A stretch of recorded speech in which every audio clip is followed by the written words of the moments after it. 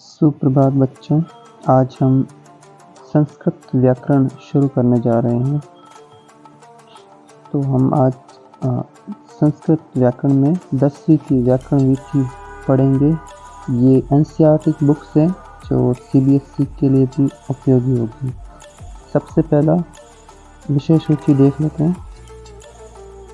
ये 10वीं की है पर इसमें आपके 8वीं के भी पाठ मिल जाएंगे। सबसे पहला है वर्ण विचार या वर्णमाला। संस्कृत वर्णमाला पूरी इसमें है। इसके साथ इसमें शब्द के उच्चारण स्थान भी दिए गए हैं। दूसरा संज्ञा, इसकी परिभाषा प्रकरण।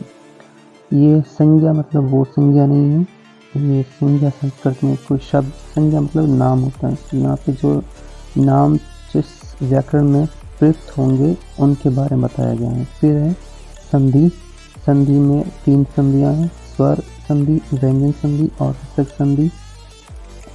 फिर शब्द रूप, सामान्य परिचय, धातु रूप, सामान्य परिचय, उपसर्ग, आगे शब्द, प्रत्यय, इसमें 3 प्रत्यय हैं, प्रत्यय, तद्धित प्रत्यय, स्त्री प्रत्यय। फिर समास का परिचय, कारक और विभक्ति, वाच्य परिवर्तन, रचना प्रयोग में पत्र, दूरभाष मात्रा, अपठित गद्यांश। फिर है अनुच्छेद लेखनम और निबंधावली। परिशिष्ट में वापस शब्द रूप होंगे, स्वरांत शब्द रूप, व्यंजनांत, सर्वनाम शब्द और संख्यावाची शब्द, और फिर है धातु रूप। तो ये होंगे आपके विषय सूची में। तो पहला है वर्ण विचार। वर्ण विचार, सबसे पहला शब्द वर्ण। वर्ण क्या होता है? तो भाषा की सबसे छोटी इकाई को वर्ण कहते हैं। पाणिनि ने वर्णमाला को 14 सूत्रों में प्रस्तुत किया है। परंपरा के अनुसार महेश्वर यानी भगवान शिव ने अपने नृत्य की समाप्ति पर जो 14 बार डमरू बजाया, उससे ये 14 ध्वनियाँ निकली जिन्हें सूत्र कहा गया है, और ये पाणिनि को प्राप्त हुए। ये सूत्र इस प्रकार है।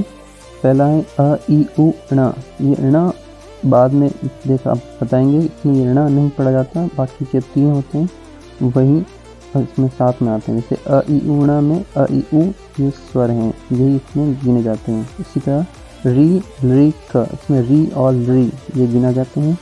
ए ओ ए आई औ और च, आई और औ इसमें गिने जाएंगे। इसी तरह हयवरट, लण, ण म अंग, ये य म अंग, ण न ये गिने जाएंगे। फिर है झ भ ञ, फिर है घ ढ ध और श, जब ग ड दश, ख फ छ ट थ च ट त। इसी तरह 12वां है क फ य, फिर श श सर, फिर हल। प्रत्येक सूत्र के अंत में हल वर्ण का प्रयोग प्रत्याहार बनाने के उद्देश्य से किया गया है। जैसे अ ई उ ण में ण हल वर्ण है। इन्हें प्रत्याहारों के अंतर्गत आने वाले वर्णों के साथ सम्मिलित नहीं किया जाता, यानी इन्हें अलग से, इसको अलग से रखेंगे और सिर्फ शुरू के जो वर्ण हैं वही गिने जाएंगे। जैसे अ ई उ, इसमें अ ई उ ही गिने जाएंगे। प्रत्याहार, महेश्वर सूत्रों के आधार पर विभिन्न प्रत्याहारों का निर्माण किया जा सकता है। प्रत्याहार 2 वर्णों से बनता है, जैसे अच, इक, यण, अल, हल इत्यादि। इन प्रत्याहारों में आदि वर्ण से लेकर अंतिम वर्ण के मध्य आने वाले सभी वर्णों की गणना की जाती है। जैसे अच में सबसे पहले देखो अच कहाँ पे है? तो ये अ है, इसके बाद लास्ट में चौथे में देखो इसमें लास्ट में च है, तो ये अ से च के बीच जितने भी वर्ण आएंगे वो सारे इसमें गिने जाएंगे। इसमें च नहीं गिना जाएगा, तो ये सारे इसमें 13 वर्ण आते हैं, तो ये 13 हो जाएंगे इसमें।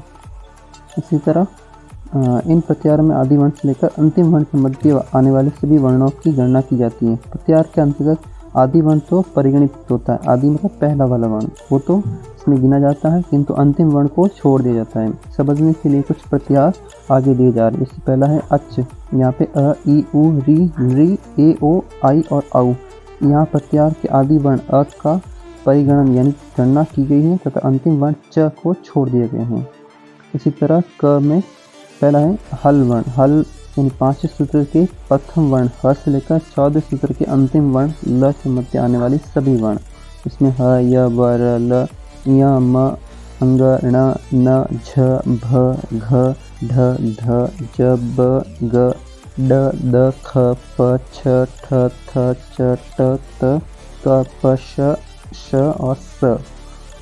इस तरह एक वर्ण में प्रथम सूत्र के द्वितीय वर्ण ई से लेकर द्वितीय सूत्र के अंतिम वर्ण क के मध्य आने वाले सभी वर्ण, इसमें ई, उ, री और री। इसी तरह अक्ष में प्रथम सूत्र के प्रथम वर्ण अ से लेकर द्वितीय सूत्र के अंतिम वर्ण क के मध्य आने वाले सभी वर्ण, इसमें अ, ई, उ, री और तथा री है। इसी तरह झल, झल में अष्टम सूत्र के प्रथम वर्ण झ से लेकर 14 सूत्र के अंतिम वर्ण ल के मध्य आने वाले सभी वर्ण गिने जाएंगे। इसमें झ, भ, घ, ढ, ध, ज, ब, ग, ड, द, ख, प, छ, ठ, थ, च, ट, त, क, प, श, स, र, ह। ये सारे बाद में हमें काम आएंगे। संधि जब पढ़ेंगे हम, संधि या फिर समास वगैरह, तो इसमें हमें ये सारे देखने को मिलेंगे। इसी तरह यण पंचम सूत्र के द्वितीय वर्ण य से लेकर षठ सूत्र के अंतिम वर्ण न के मध्य आने वाले सभी वर्ण, इसमें य, व, र तथा ल है। ये यण यहाँ से बनाए, ये आगे हम देखेंगे इससे यण संधि, वो यहीं से आपको मिलेंगे। संधि आदि के नियमों को समझने के लिए प्रत्याहार का ज्ञान अत्यंत आवश्यक है। देखिए आप लिखा हुआ है, आगे हम संधि जब पढ़ेंगे तब ये सारे हमको नियम आएंगे। वर्ण दो प्रकार के होते हैं, स्वर तथा व्यंजन। स्वर किसे कहते हैं? तो स्वर वे वर्ण किसी अन्य वर्ण की सहायता के बिना बोले जाते हैं, उन्हें स्वर कहते हैं। स्वर के तीन भेद होते हैं, ह्रस्व, दीर्घ तथा प्लुत स्वर। ह्रस्व स्वर किसे कहते हैं? ह्रस्व स्वर होते हैं जिस स्वर के उच्चारण में एक मात्रा का समय लगे, यानी बहुत कम समय लगे, उसको ह्रस्व स्वर कहते हैं। ये संख्या में 5 है। अ, ई, उ, री तथा री, इन्हें मूल स्वर भी कहते हैं। इसी तरह दीर्घ स्वर, दीर्घ स्वर किन्हें कहते हैं? जिस स्वर में उच्चारण में 2 मात्राओं का समय लगे, उसे दीर्घ स्वर कहते हैं। इनकी संख्या 8 है। आ, ई, उ, री, ये बड़ी री वाली, ए, आई, ओ तथा औ, इसमें री ध्वनि का दीर्घ रूप री केवल वेदों में प्राप्त होता है। अंतिम 4 वर्णों को संयुक्त वर्ण भी कहते हैं, क्योंकि ए, आई तथा ओ, औ 2 स्वरों के मेल से बने। उदाहरण के लिए अ प्लस ई बराबर ए, अ प्लस ए बराबर आई और अ प्लस उ बराबर ओ, अ प्लस ओ बराबर औ। तो ये जो स्वर हुए टोटल, इसमें 5 ये और ये 8, टोटल 13 स्वर होते हैं संस्कृत में, ये याद रखना। ठीक, अगला है प्लुत स्वर। जिस स्वर के उच्चारण में 3 या उससे अधिक मात्राओं का समय लगे, उसे प्लुत स्वर कहते हैं। जब किसी व्यक्ति को दूर से पुकारते हैं तथा संबोधन पद के अंतिम वर्ण को 3 मात्राओं का समय लगाकर बोलते हैं, उसे ही प्लुत स्वर कहते हैं। लिपि में प्लुत स्वर को 3 की संख्या से दिखाया जाता है। उदाहरण के लिए एहि कृष्ण अत्र गोश्चरति, ओम के ओकार का उच्चारण सर्वत्र प्लुत ही होता है। इसमें ओ की मात्रा को हम 3 बार पढ़ेंगे, इससे ओ के बाद 3 लिखा हुआ है। तो ओम इस तरह से खींच के लंबा बोलते हैं। सभी ह्रस्व, दीर्घ तथा एवं प्लुत स्वर वर्ण अनुनासिक एवं निरअनुनासिक भेद से द्विविध हैं, यानी इसको 2 और भागों में बांटा जा सकता है। पहला है अनुनासिक, जिस स्वर के उच्चारण में मुख के साथ नासिका की भी सहायता ली जाती है, उसे अनुनासिक स्वर कहते हैं। यथा ए इत्यादि समस्त स्वर वर्ण, इसके ऊपर ये चंद्र बिंदु लगेगा, उससे अनुनासिक बन जाता है। इसी तरह निरअनुनासिक, जो स्वर केवल मुख से उच्चारित होता है, वह निरअनुनासिक है, यानी वे सभी जो हमने अभी पढ़े हैं, इसके ऊपर चंद्र बिंदु नहीं होगा। अगला है व्यंजन या हल स्वर। हल व्यंजन, हल वर्ण कौन से होते हैं? यानी जिन वर्णों का उच्चारण स्वर वर्णों की सहायता के बिना नहीं किया जा सकता, उन्हें व्यंजन कहते हैं। यानी अगर हम उनको बोलना चाहें तो अधूरे से बोले लगेंगे। जैसे स्वर रहित व्यंजन को लिखने के लिए वर्ण के नीचे हल चिन्ह, यानी इसको आधा इस तरह लगाते हैं, हल चिन्ह लगाते हैं। संपूर्ण व्यंजन निम्न तालिका में दर्शाए गए हैं। पहला है, उदाहरण देखें, कु, इसमें क, ख, ग, घ, अंग, ये क वर्ग। उच्चारण स्थान, कंठ, तालु, मूर्धा, दंत, ओष्ठ एवं नासिका को उच्चारण स्थान कहते हैं। वर्णों का उच्चारण करने के लिए फेफड़ों से निकली निश्वास वायु इन स्थानों का स्पर्श करती है। कुछ वर्णों का उच्चारण एक साथ 2 स्थानों से भी होता है, यानी कंठ यानी गला, तालु यानी ऊपरी भाग मुंह का मूर्धा यानी दांतों और तालु के बीच वाला भाग, और दंत यानी दांत, ओष्ठ यानी होठ एवं नासिका, इनको उच्चारण स्थान कहते हैं। इनसे जब पैंफा से जब श्वास निकलती है तब जब ये इन 5 वर्णों 5-6 उच्चारण स्थान पर टकराती हैं तब अलग अलग स्वर व्यंजन निकलते हैं। वर्णों के उच्चारण स्थानों को अग्रिम तालिका से समझा जा सकता है। ये एक तालिका यानी सारणी दी गई है, इससे हम समझ सकते हैं। पहला है स्थान में कंठ। कंठ में स्वर आते हैं अ और आ। स्पर्श व्यंजन में स्पर्श व्यंजन, अंतस्थ व्यंजन, ओष्ठ व्यंजन 3 होते हैं। तो स्पर्श व्यंजन में क, ख, ग, घ, अंग, ये कंठ है, इसको कंठ व्यंजन कहते हैं। अंतस्थ में य और ओष्ठ में ह और अयोग वा, इसमें एक विसर्ग, ये सारे कंठ्य हैं, इसको कंठ्य संज्ञा या नाम दिया गया है। इसी तरह दूसरा स्थान है तालु, इसको ई और ई बड़ी दोनों पढ़ते हैं। इसमें च, छ, ज, झ, य ये पढ़ते हैं, ये सारे तालव्य वर्ण हैं। इसमें अंतस्थ में र, उष्म में श, इनको तालव्य वर्ण कहते हैं। इसी तरह मूर्धा, मूर्धा में री और री, ट, ठ, ड, ड, ण, ल और श, षटकोण वाला षटकोण श, इसको मूर्धन्य कहते हैं। अगला है दंत, इसको लृ, लृ, त, थ, द, ध, न और स, और इसमें दंतव्य, इनको दंत्य कहते हैं। इसी तरह ओष्ठ यानी होठ से टकराते हैं, जैसे ऊ और बड़ा ऊ, इसमें ऊ दो पढ़ते हैं तब होठ गोल हो जाते हैं। प, फ, ब, ब, म, और ये जो प, ये फ, इसको तब हम आवाज़ को दबा के या ऊँच जोर से बोलते हैं तब ये इस तरह से लिखा हुआ है, तो ये अयोग्य ध्वनि भी होती हैं। तो ओष्ठ भी इनको पढ़ते हैं। इसी तरह नासिका, अनुनासिक, अनुनासिक ये सारे वर्ण इसमें चंद्रबिंदु वगैरह लगते हैं, वो सारे स्वर।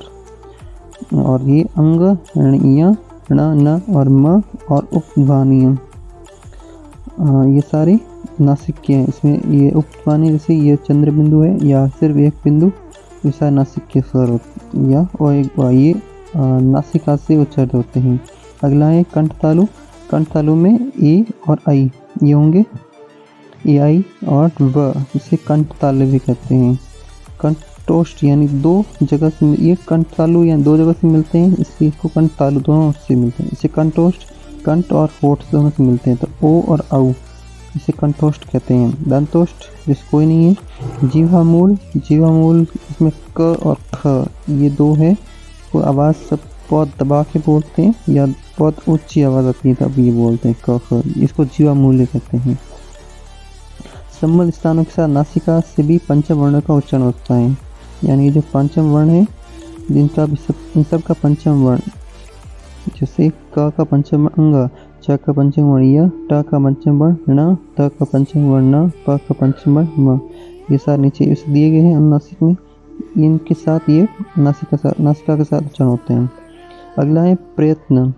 जैसे मैंने कहा था प्रयत्न, प्रयत्न क्या होता है? फेफड़ों से निकली निश्वास वायु को मुख, नासिका तथा कंठ आदि स्थानों से स्पर्श कराते हुए मनुष्य द्वारा अभिष्ट वर्णों के उच्चारणार्थ किए गए यत्न को प्रयत्न कहते हैं। यानी हमारे मुंह से जब निश्वास वायु जब निकलती हैं तब जब टकराती हैं तो उसमें जो हमने यत्न किया है, जो कार्य किया है, उसको हम प्रयत्न कहते हैं। प्रयत्न के 2 भेद होते हैं, आभ्यंतर और बाह्य। आभ्यंतर यानी जो अंदर से होते हैं, बाह्य यानी बाहर से। वर्णों के उच्चारण काल में मुख्य अंदर मनुष्य की चेष्टा प्रक्रिया को आभ्यंतर प्रयत्न कहते हैं। इसके भी 5 भेद होते हैं। स्पष्ट इसमें होते हैं, स्पष्ट यानी वर्णों के उच्चारण काल में जब जीवा यानी जीभ के विभिन्न भागों द्वारा मुख्य अंदर के विभिन्न स्थानों को स्पर्श किया जाता है तो जीवा के इस प्रयत्न को स्पष्ट प्रयत्न कहते हैं। इस क से म तक सभी व्यंजन स्पष्ट प्रयत्न से उच्चारित होते हैं। विसर्ग का भेद उपध्वनि, जब विसर्ग के बाद प फ वर्ण होते हैं तब अर्ध विसर्ग उच्चारण होता है। उदाहरण के लिए पुनः पुनः, तप फलम।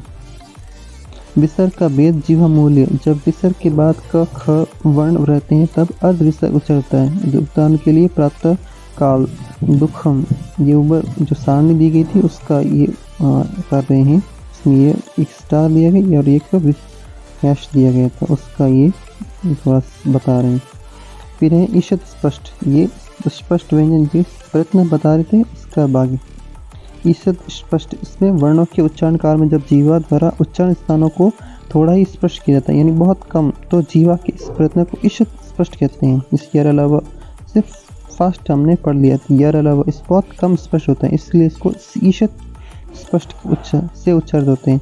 विव्रत, विव्रत यानी वर्ण विशेष के उच्चारण काल में जब मुख विवर खुला रहता है, यानी मुख जब खुला रहता है तो इस मुख के यत्न को विव्रत कहते हैं। सभी स्वर विव्रत प्रयत्न से उच्चारित होते हैं। जैसे हम पढ़ते हैं अ, तो इसमें मुख खुला रहता है, अ आ ई ई, इस मुख खुला खुला रहता है, इसलिए इसको विव्रत कहते हैं। ईषद विव्रत यानी वर्णों के उच्चारण काल में जब मुख विवर थोड़ा खुला रहता है तो मुख के इस प्रयत्न को ईषद विव्रत कहते हैं। जैसे श, स, ह, ये सारे ईषद विव्रत प्रयत्न से उच्चारित होते हैं। संवृत, संवृत किसे कहते हैं? वर्णों के उच्चारण काल में फेफड़े से निकलने वाले निश्वास का मार्ग जब बंद रहता है इसे संवृत कहते हैं। इसका प्रयोग केवल हस्व से अ में उच्चारित होता है, इसमें जो ये मार्ग बंद रहता है निश्वास अ, इसको दबा के बोलते हैं अ। बाह्य प्रयत्न, वर्णों के उच्चारण का वह यत्न जो फेफड़े से कंठ तक होता है उसे बाह्य प्रयत्न कहते हैं। मुख के बाह्य होने की अपेक्षा से इसे बाह्य कहा जाता है। इसके 11 भेद हैं: विवाह, संवाद, श्वास, नाद, घोष, अघोष, अल्प प्राण, महाप्राण, उदात, अनुदात, स्वरित। बाह्य प्रयत्न के आधार पर वर्णों की विभाजन निम्न तालिका से समझा जा सकता है। से विवार, श्वास और अघोष में खर प्रत्याहार, हम ऊपर पढ़ा थे हमने खर प्रत्याहार के वर्ण प्रत्येक वर्ग के प्रथम, द्वितीय एवं श, स और खर। विवारा, श्वास, अघोष, इसका सूत्र है से प्रत्येक वर्ण का प्रथम वर्ण से क, क, च से प्रथम द्वितीय वर्ण से क, ख, च, छ, ज, ट, ठ, ये सारे हैं। और संवाद, नाद और घोष, हर्ष प्रत्याहार के वर्ण प्रत्येक वर्ग के तृतीय, चतुर्थ एवं पंचम वर्ण। अंतस जो चारों हैं यरलव और ह और एवं ह, इसमें संवाद, नाद, घोष, हर्ष, संवाद, नाद और इसका सूत्र है। अल्प प्राण में वर्गों के प्रथम, तृतीय एवं पंचम वर्ण एवं अंतः संज्ञक वर्ण। प्रथम, तृतीय और पंचम वर्ण से प्रथम क वर्ग में प्रथम वर्ण क, फिर तृतीय वर्ण ग और पंचम वर्ण अंग। तो ये जो 3 वर्ण हैं ये इसी तरह दूसरे में भी ये अल्प प्राण कहलाते हैं। इसी तरह महाप्राण, महाप्राण कौन से होंगे? वर्गों के द्वितीय, चतुर्थ वर्ण एवं उष्म संज्ञक वर्ण। द्वितीय जैसे ख और चतुर्थ जैसे घ, जैसे घड़ी घ, और उष्म संज्ञक वर्ण जैसे श, श और ह वगैरह। तो और उदात, अनुदात और स्वरित ये सारे सभी स्वर वर्ण, ये सारे उदात, अनुदात, स्वरित वर्ण कहलाते हैं। तो आज के लिए इतना ही, फिर मिलेंगे कल अगले टॉपिक के साथ।